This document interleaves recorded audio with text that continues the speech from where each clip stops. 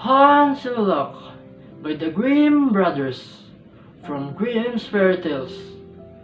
Hans had served his master 7 years, and at the end of the time he said to him, "Master, since my time is up, I should like to go home to my mother. So give me my wages, if you please." His master replied, "You have served me truly and honestly, Hans, and such as your service was, such shall be your reward." And with these words he gave him a lump of gold as big as his head. Hans thereupon took his handkerchief out of his pocket, and wrapping the gold in it, threw it over his shoulder and set out on the road toward his native village. As he went along, carefully setting one foot to the ground before the other, a horseman came in sight, trotting gaily and briskly along upon a capital animal. "Ah," said Hans aloud, "what a fine thing that riding is! One is seated as it upon a stool, kicking against no stone, spur one's shoes, and getting along without any trouble." The rider, overhearing Hans and making these reflections, stopped and said, "Why then do you travel on foot, my fine fellow?" "Because I am forced," replied Hans, "for I have got a bit of lump to carry home. It certainly is gold, but then I can't carry my head straight, and it hurts my shoulder." "If you like, we will exchange," said the rider. "I will give you my horse, and you will give me your lump of gold." "With all my heart," Hans cried, "but I tell you fairly, you undertake a very heavy burden." He was delighted indeed when he found himself on the top of a horse, and riding along so freely and gaily. After a while he thought he should like to go rather quicker, and so he cried, "Gee up! Gee up!" as the man had told him. The horse soon set off at a hard trot, and before Hans knew what he was about, he was thrown over head and heels into a ditch which divided the field from the road.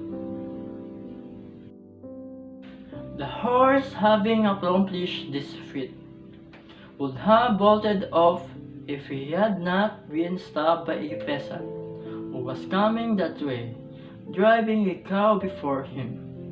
Hans soon picked himself up on his legs, but he was terribly put out, and said to the countryman, "That is bad sport, that riding, especially when one mounts such a beast as that, will stumble and throw one off as to nearly break one's neck.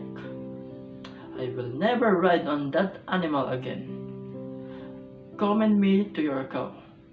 One may walk behind her without any discomfort, and beside one has every day for certain milk, butter, and cheese.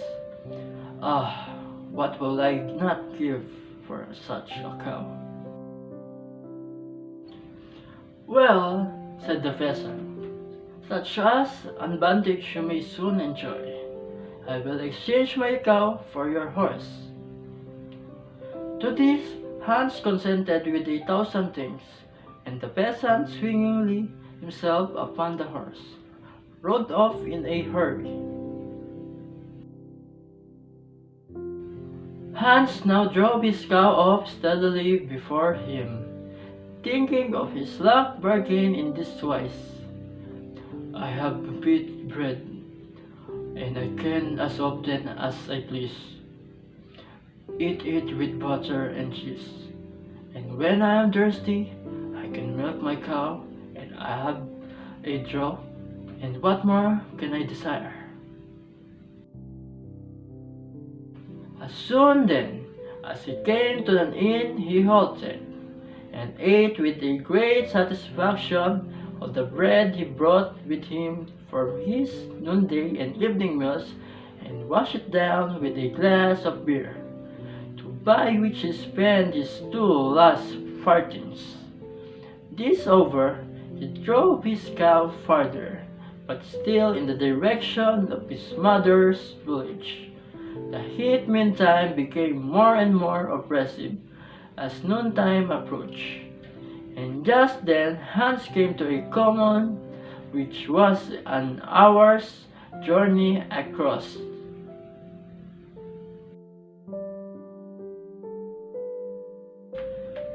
Here he got into such a state of heat that his tongue clave to the roof of his mouth, and he thought to himself, "This won't do. I will just make my cow and refresh myself."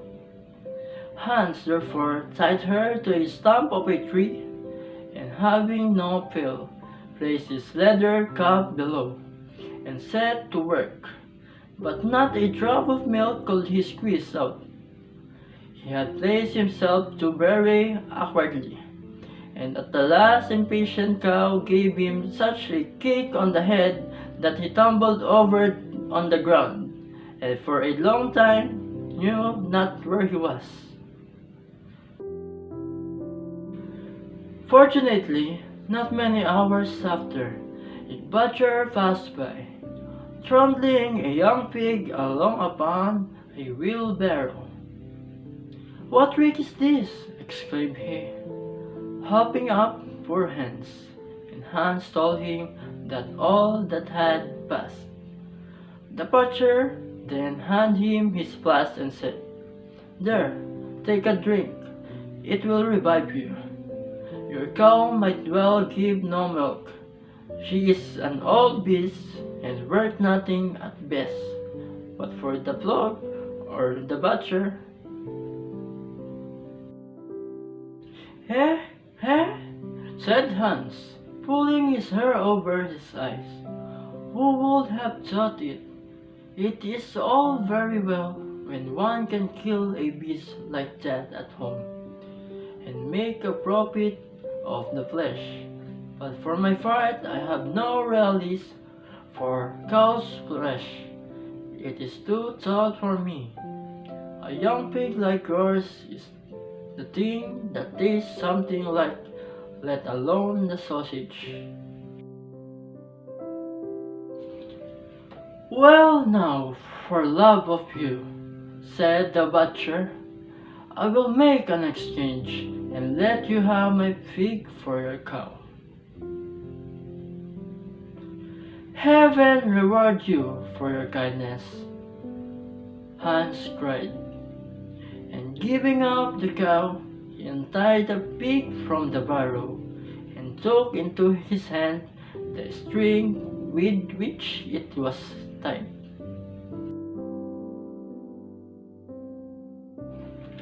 Hans walked on again, considering how everything had happened just as he wished, and how all his vexation had turned out for the best after all. Presently, a boy overtook him carrying a fine white goose under his arm, and after they had said good day to each other, Hans began to talk about his luck, and what profitable exchange he had made. The boy on his part told him that he was carrying the goose to a christening feast. "Just leave it," said he to Hans, holding it up by its wings, "just feeling how heavy it is.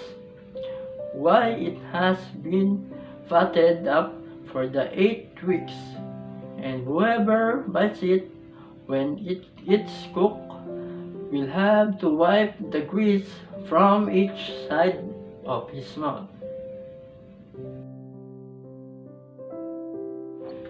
"Yes," said Hans, weighing it with one hand, "it is weighty, but my pig is no trifle eater."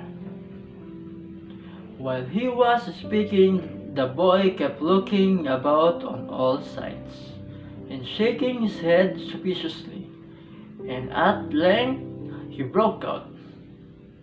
I am afraid it is not all right about your fig in the village through which I have just come. One has been stolen out of the sty of the mayor himself, and I am afraid, very much afraid, you have it now in your hand.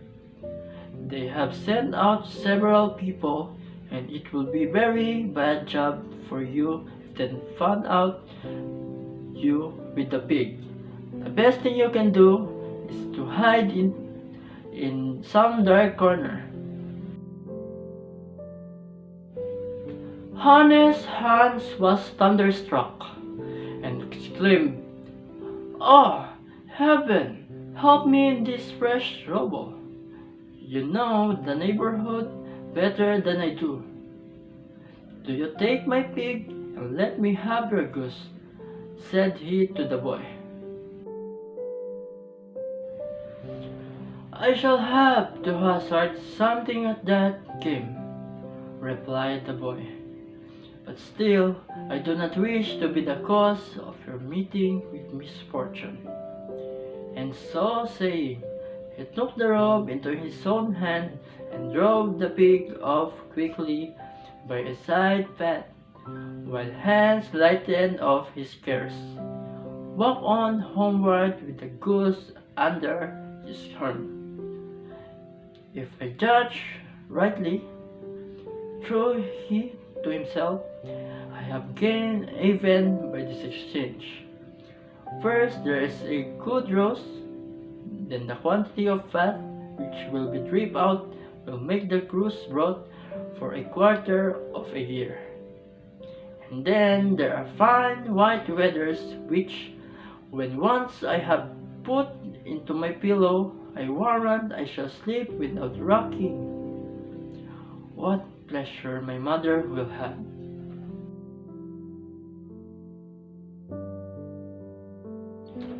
As he came to the last village on his road, there stood a night grinder with his barrow by the hedge, whirling his wheels round and singing, "Scissors and razors and such like I grind, and golly my rags flying behind." Hans stopped and looked at him, and at last he said, "You appear to have a good business, if I may judge by your merry song." "Yes," answered the grinder, "this business has a golden bottom. A true knife grinder is a man who, as often as he puts his hand into his pocket, he feels money in it. But what a fine goose you have! Where did you buy it?" "I did not buy it at all," said Hans, "but took it in exchange for my pig. And the pig I exchanged for my cow. And the cow I exchanged a horse for her. And the horse, for him I gave a lump of gold as big as my head. And the gold, that was my wages for a 7 years' servitude. And I see you have known how to benefit yourself each time," said the grinder. "But could you now manage that you heard the money rattling in your pocket as you walk? Your fortune will be made." "Well, how shall I manage that?" asked Hans. "You must become a grinder like me. To this trade nothing peculiar belongs but a grindstone. The other necessaries find themselves. Here is one which is a little worn, certainly, and so I will not ask anything more for it than your goose. Are you agreeable?"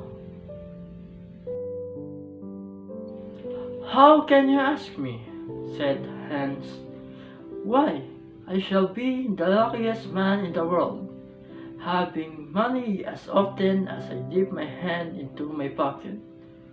What have I care about any longer?"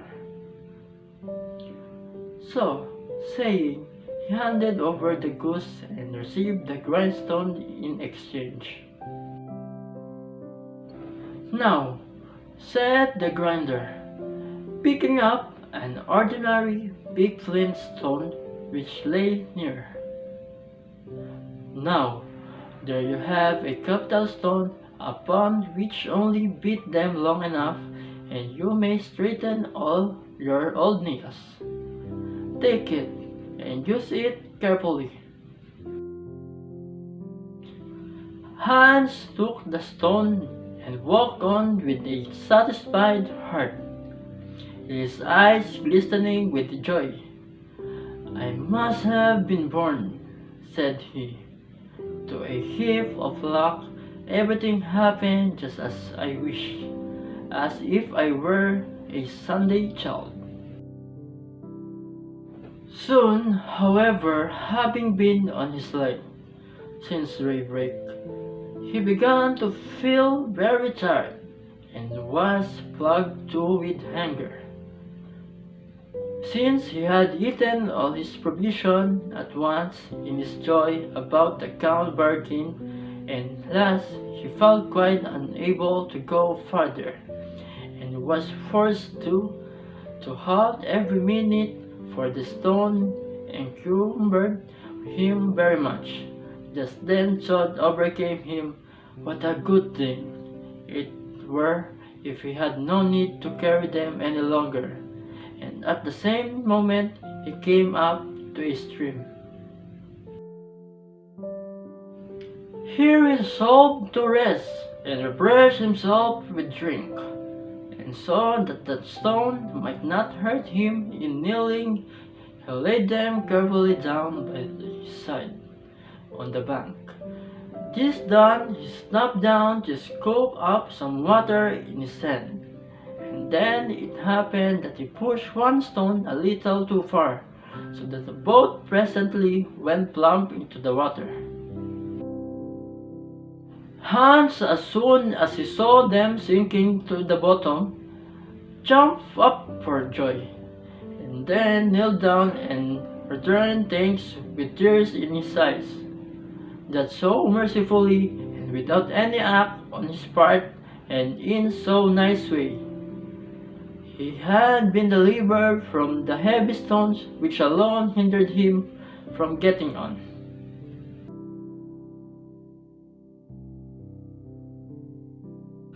"So lucky as I am," exclaimed Hans, "is no other man under the sun." Then with a light heart, and free from every burden, he left gaily along till he reached his mother's house.